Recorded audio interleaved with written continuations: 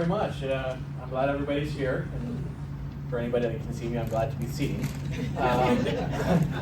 But when I was first asked to do this, I wasn't quite sure what to talk about, and it was suggested, maybe talk about my experiences here at CDI. So when I moved here in Atlanta in 2006, I was in a bit of denial, and I was come to the Thursday groups, excuse me.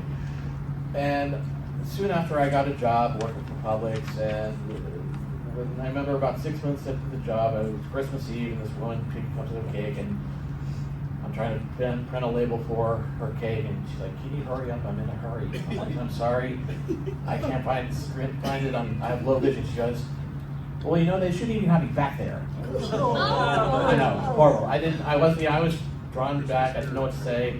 Fast forward to 2013, and one woman comes to pick up the cake. I'm having trouble finding her cake. She goes, "Can't you find it?" I'm like, "I have a cake. Let me show it to you." She goes, That's fine. Don't you know how to read?" And I'm like, "Well, actually, I am visually impaired, so yes, I do have trouble reading." She didn't have the snappy comments for that one, so I felt more comfortable in my skin being visually impaired because I could actually respond to that one. Fast forward to 2018, I was in the MAT program at Georgia State. I did pretty well then, but then I decided to go through the undergraduate program at Georgia State. And then in this past May, I actually graduated with my second degree. And on top of that, while I'm getting prepared to graduate, I find out that my teacher had nominated me to be interviewed as one of 4 students by the College of Arts and Sciences online magazine as a student who has persevered.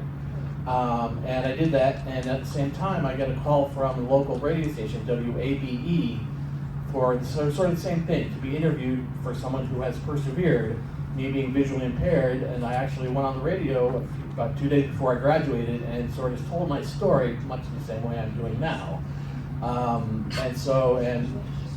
And now I'm actually in all this because I've been going to the Thursday groups, and and I'll tell. I remember the woman on the radio asked me, what sort of lessons would I, give some advice? Would I give somebody? I said, well, if you find somebody to talk to, it's a bit of a catharsis to really, because it helps you open up. Find someone, a trusted member, family member, friend, whatever, to talk to, because it really helps. Because it's like if you're by yourself, it kind of bottle it all up. It's not good.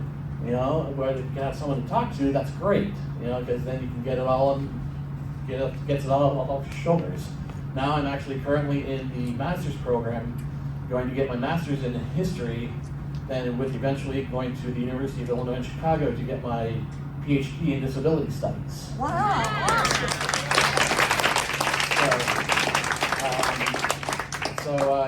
I'm hoping that I can help get out a lot of bureaucratic red tape with the way that the disability laws are now. I'm hoping to help a lot more with not just the blind community, but the disabled community in general. So, Yes. And that's my story, and I'm sticking to it.